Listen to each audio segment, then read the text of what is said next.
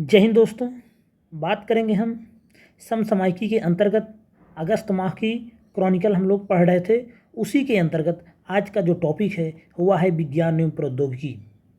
आपको बता दें, विज्ञान एवं प्रौद्योगिकी से लगभग जितने भी एग्ज़ाम्स होते हैं सभी एग्ज़ाम में क्वेश्चन देखने को मिलता है। और जो साइंस और टेक का क्वेश्चन आता है एग्ज़ाम्स में, यही यूपी हो, बिहार पीसीएस हो, किसी अन्य स्टेट का पीसीएस हो या फिर कोई अन्य स्टेट में वनडे एग्जाम्स हों, सभी में जो साइंस एंड टेक के क्वेश्चन आते हैं वो लगभग जो करंट में हुई घटनाएं रहती हैं वही क्वेश्चन निकल कर आता है। तो आज हम बात करेंगे सीधे विज्ञान एवं प्रौद्योगिकी के अंतर्गत।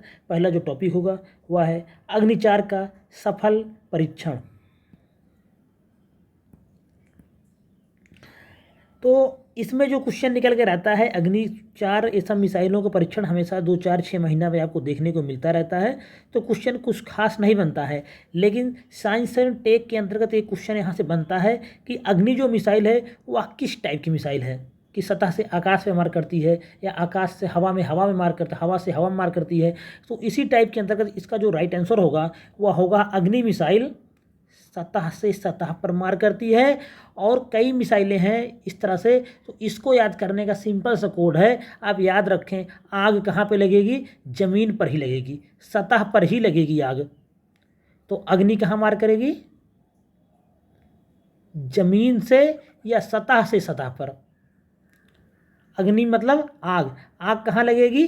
ज़मीन पर या सतह पर। तो अग्नि मिसाइल कहाँ मार करती है? सतह से सतह पर मार करती है। याद करने का सबसे अच्छा ये तरीका है। मारक क्षमता इसकी 4000 किलोमीटर है, डीआरडीओ द्वारा विकसित है। और एक क्वेश्चन इसमें हम आपसे खुद पूछ रहे हैं, कमेंट बॉक्स में आप बताना है डीआरडीओ की स्थापना कब हुई थी, इसको आपको बताना है। अगला पॉइंट है पृथ्वी 2 मिसाइल का परीक्षण। भारत ने स्वदेशी रूप से विकसित है परमाणु सक्षम पृथ्वी 2 मिसाइल का ओडिशा तट से सफलतापूर्वक परीक्षण किया है। तो अब पृथ्वी ये भी मिसाइल, पहले तो जानिए कि परमाणु सक्षम मिसाइल है पृथ्वी, और कहाँ, इसमें भी क्वेश्चन वही आएगा, कहाँ से कहाँ पर मार करती। कभी कभी मिलाने को 4 दिया रहता है, इधर उधर तो मिलाना रहता है। तो अभी अग्नि को जो आपने देख लिया कहाँ करती है, सतह से सतह पर। अब आ गया पृथ्वी 2 या पृथ्वी मिसाइल। तो पृथ्वी भी सतह से ही संबंधित है, जमीन से ही संबंधित है। तो पृथ्वी मिसाइल जो मार करेगी वह सतह से सतह पर मार करेगी। इसका भी राइट आंसर यही होगा। इसकी मारक क्षमता कम है, क्षमता 250 से 350 किलोमीटर तक की है।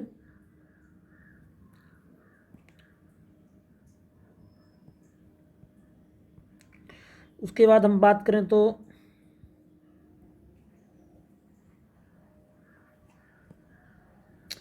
डायरेक्ट टू मोबिलिटी प्रौद्योगिकी, कोई महत्वपूर्ण चीज़ नहीं, इसको छोड़ देंगे। हर चीज़ नहीं पढ़ेंगे, नहीं तो पूरा पढ़ते ही रह जाएंगे, फ़ायदा ही क्या होगा फिर इसका।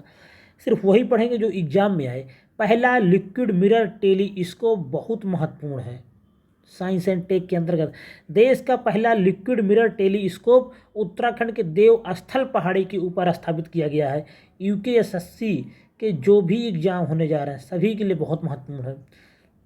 2450 मीटर की ऊंचाई पर हिमालय में यह टेलीस्कोप खगोल विज्ञान के लिए कमीशन किए जाने वाला दुनिया का पहला लिक्विड मिरर टेलीस्कोप बन गया है। इस टेलीस्कोप के विकास में Bharat, Belgium, Canada, Poland, Uzbekistan जैसे देश शामिल रहे। पशुओं के लिए कोविड-19 टीका एंकोवैक्स बहुत महत्वपूर्ण है।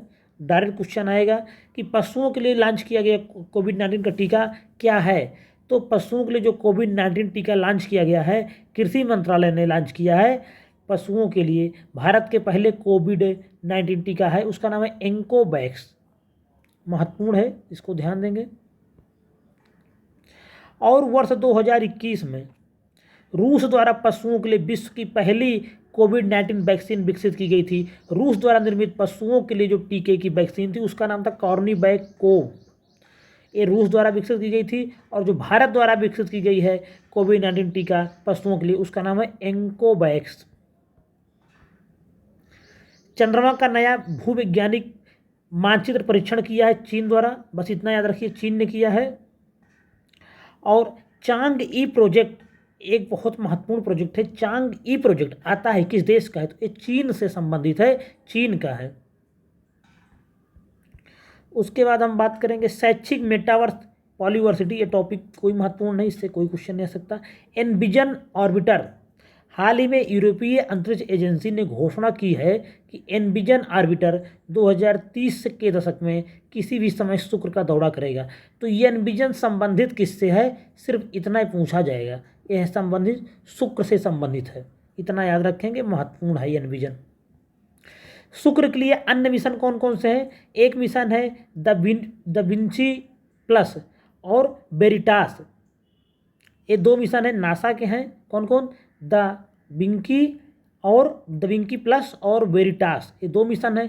शुक्र के लिए पहला अंतरिक्ष यान सोवियत संघ की बेनेरा श्रृंखला थी। इसके बाद नासा के मैगलन मिशन ने 1990 से 94 तक शुक्र का अध्ययन किया।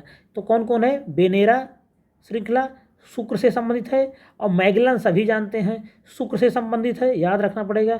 वर्तमान में जापान का आकाशुकी मिशन ऑर्बिट में स्थापित होकर शुक्र ग्रह का अध्ययन कर रहा है। तो कौन कौन है, द विंकी प्लस, वेरिटास, बेनेरा, मैगलन, आकाशुकी, ये सब कौन है, शुक्र से संबंधित है। और एनविजन सबसे महत्वपूर्ण है, इस समय यही एग्जाम में पूछा जा रहा है।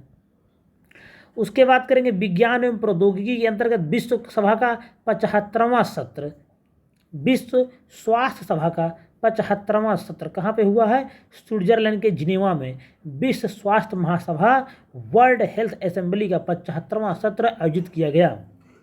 भारत के स्वास्थ्य और परिवार कल्याण मंत्री हैं डॉक्टर मनसुख मंडाविया ने भाग लिया। विश्व स्वास्थ्य सभा की थीम थी शांति के लिए स्वास्थ्य, स्वास्थ्य के लिए शांति, महत्वपूर्ण थीम है। देखिए अभी थीम से क्वेश्चन आया था उत्तर प्रदेश फॉरेस्ट गार्ड में, विश्व जनसंख्या दिवस की थीम, तो थीम से क्वेश्चन हमेशा निकल कर आता रहता है। बात करें WHO की, तो WHO की स्थापना हुई थी 1948 में 7 अप्रैल, इसीलिए 7 अप्रैल को विश्व स्वास्थ्य दिवस मनाया जाता है। और इसका मुख्यालय है जिनेवा में, और ये जो बैठक होती है WHO के मुख्यालय जिनेवा में वार्षिक रूप से की जाती है।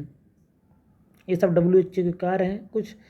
संचार उपग्रह GSAT-24 यूरोपीय अंतरिक्ष एजेंसी एरियन स्पेस द्वारा भारत और मलेशिया के 2 संचार उपग्रहों को भू स्थिर कक्षा में लॉन्च किया गया। संचार उपग्रह के बारे में इसरो की वाणिज्यिक शाखा new space India limited television सेवा प्रदाता टाटा स्काई के लिए भारतीय उपग्रह GSAT-24 का निर्माण किया गया। किसके लिए, जो इसरो की वाणिज्यिक शाखा है न्यू स्पेस इंडिया लिमिटेड, ये नई है, इससे पहले एक एंट्रिक्स भी इसरो की वाणिज्यिक शाखा है, लेकिन अभी ये नई लॉन्च की गई है न्यू स्पेस इंडिया लिमिटेड, और टाटा स्काई के लिए भारतीय उपग्रह GSAT-24 का निर्माण किया गया। बात करेंगे होमो EP रोबोट IIT मद्रास ने डेवलप किया है, इतना याद रखेंगे बस, और कुछ भी महत्वपूर्ण नहीं है। होमो EP रोबोट विकसित किया गया है जो मनुष्यों की आवश्यकता के बिना सेप्टिक टैंक को साफ करता है। तो सेप्टिक टैंक में बहुत सी जहरीली गैसें उत्पन्न हो जाती थी, जिससे बहुत से मजदूर मारे जाते थे। उन्हीं सब समस्याओं को देखते हुए IIT मद्रास ने एक ऐसा रोबोट विकसित किया है जो मनुष्यों की आवश्यकता के बिना ही सेप्टिक टैंक को साफ कर देगा। बात करेंगे पवन सौर हाइब्रिड विद्युत सुविधा, कोई बात नहीं, काटम कुट है, देख रहे हैं आप इसको, महत्वपूर्ण नहीं है। Indian National Centre for Space Promotion and Authorisation, PM Narendra Modi ने भोपाल और अहमदाबाद में Indian National Centre for Space Promotion and Authorisation के मुख्यालय का उद्घाटन किया। कहाँ पे, भोपाल और अहमदाबाद में। इन स्पेस फुल फॉर्म क्या है, Indian National Centre for Space Promotion and Authorisation, इसकी स्थापना जून 2020 में की गई थी। इन स्पेस में भारत के अंतरिक्ष उद्योग में क्रांति लाने की क्षमता है। परम अनंत, IIT गांधीनगर ने भारत के नवीनतम सुपर कंप्यूटर का अनावरण किया है, जिसे परम अनंत नाम दिया गया है। यह केंद्र सरकार के राष्ट्रीय सुपर कंप्यूटिंग मिशन के चरण 2 के अनुरूप है, जो इलेक्ट्रॉनिक और सूचना प्रौद्योगिकी मंत्रालय तथा विज्ञान एवं प्रौद्योगिकी विभाग की एक संयुक्त पहल है। परम अनंत किसने लॉन्च किया है, IIT गांधीनगर ने। ऐसे बहुत से परम सीरीज के हमेशा लॉन्च होते रहते कंप्यूटर, कोई बहुत महत्वपूर्ण नहीं है, बस याद रखेंगे, एक बार थोड़ा सा देख लेंगे।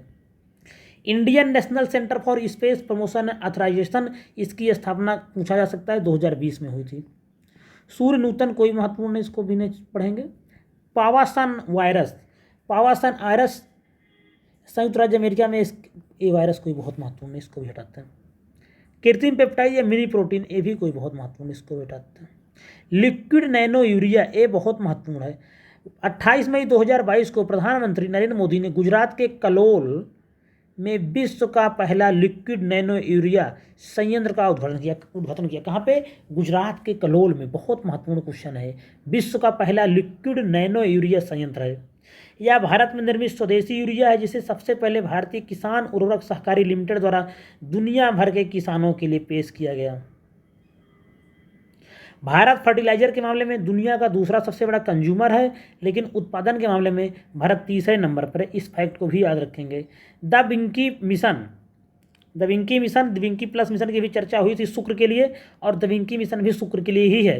तो नासा ने कहा कि वह शुक्र ग्रह के लिए दिविंकी मिशन नामक एक मिशन शुरू करने के तैयार है। दिविंकी का अर्थ है deep atmosphere venue investigation of Nobel gases chemistry and imaging mission है। तो इतना याद रखेंगे यार, दिविंकी मिशन किस ग्रह के लिए, इतना ही क्वेश्चन आता है बस, शुक्र के लिए है। वे फाइंडिंग एप्लीकेशन बकवास है, इसमें से कुछ नहीं आएगा।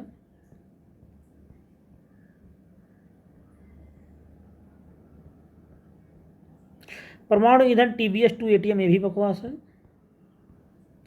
कुडनकुलम परमाणु ऊर्जा संयंत्र भारत का सबसे बड़ा परमाणु ऊर्जा केंद्र है, जो तमिलनाडु के तिरुनेलवेली जिले के कुडनकुलम में स्थित है। इसे भारत एवं रूस के साथ संयुक्त सहयोग से बनाया जा रहा है।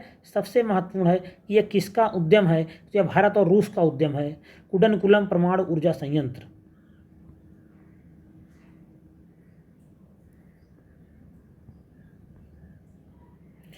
PSLV C-53 DSEO मिशन 30 जून 2022 को PSLV C-53 DSEO mission Sriharikota के सतीश धवन अंतरिक्ष केंद्र से प्रमोचित किया गया। PSLV C-53 new space India limited का दूसरा पूर्णतः वाणिज्यिक मिशन है। ये new space India limited ISRO की अभी नई कॉमर्शियल एजेंसी है, इससे पहले एंट्रिक्स थी। यह PSLV का 55वां मिशन है। DSEO के साथ इस मिशन में सिंगापुर के 2 अन्य उपग्रहों को भी शामिल किया गया है। स्कूप 1 उनका नाम है, एक का नाम स्कूप 1 है। 2.8 किलोग्राम इसका वजन है। सिंगापुर के नानयांग टेक्नोलॉजिकल यूनिवर्सिटी ने इसको तैयार किया है। एक और उपग्रह है न्यू सार, जिसका द्रव्यमान 155 किलोग्राम है। इस उपग्रह को कोरिया गणराज्य की स्टोरिक इनिशिएटिव ने विकसित किया है।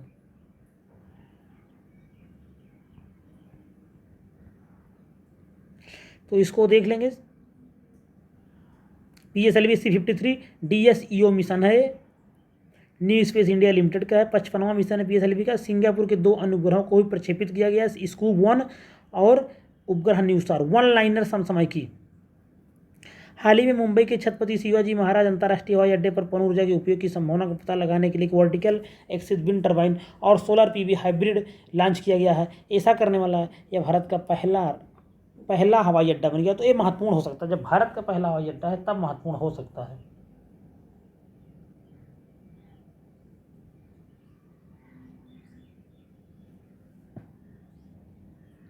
तो ये महत्वपूर्ण हो सकता है, पहला हवाई अड्डा ऐसा बन गया करने वाला।